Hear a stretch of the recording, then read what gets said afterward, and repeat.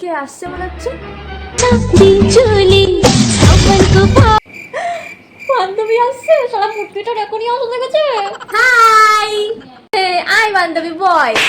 কি রে বান্ধবী, কাকিমা কই? কাকিমাকে তো কোথাও দেখছি না। মা তো একটু বাইরে গেছে বাজার করতে। ও মনা, তুমি আমাকে খুঁজছিলে? ওয়াও কাকিমা, তোমাকে কি সুন্দর লাগছে, হায় নজর না লেগে যায়। সত্যি, আমি যখনই দেখেছি তুমি আসছিলে তখনই আমি গিয়ে একটু লাইট মেকআপ করে এসেছি। কাকিমা, তোমার তো মেকআপের দরকারই পড়ে না, তুমি এমনিতেই এত সুন্দর।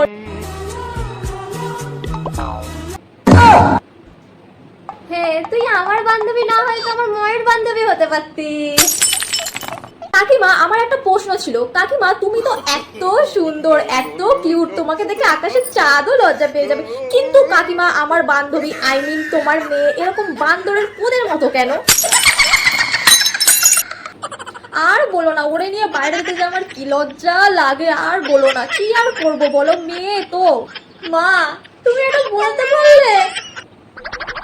আমারও ওকে নিয়ে বেড়াতে খুব লজ্জা লাগে, কিন্তু কি আর করবো বলো কাকিমা, বান্ধবী তো, ফেলে তো আর দিতে পারি না।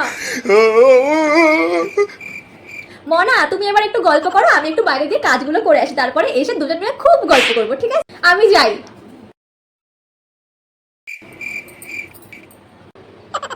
ধুর ব্যাং, কখন দিয়ে এসে বসে রয়েছি, না বান্ধবী কথা বলছে, না কিছু খাওয়ার জন্য বলছে। ব্যাং, কখন দিয়ে আমার খিদে লেগেছে, পেটের মধ্যে চুচো দৌড়াচ্ছে। আমি একটু জিজ্ঞেস করব, না একটু জিজ্ঞেস করেই দেখি। তবে তোর মা আমার জন্য আজকে স্পেশাল কি রান্না করেছে? কি কি রান্না করেছে? হ্যাঁ বল বল। তুই কালকে রাতে আমাদের বাড়িতে একটু হেগে রেখে গেছিস না, তাই গুয়ের তরকারি, গুয়ের ভাজা, গুয়ের ডাল। কি বললি তুই? আমি কি রান্না করেছি?